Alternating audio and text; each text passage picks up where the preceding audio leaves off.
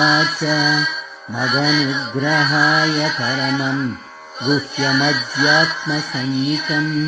यत्त्वयोक्तं वचस्तेन मोहोऽयं विगतो मम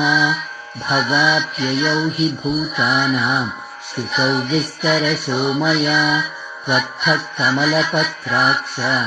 माहात्म्यमपि चाव्ययम्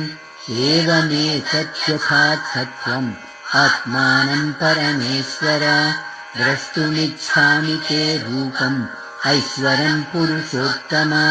मन्यसे यदि तच्छक्यं मया द्रष्टुमिति प्रभो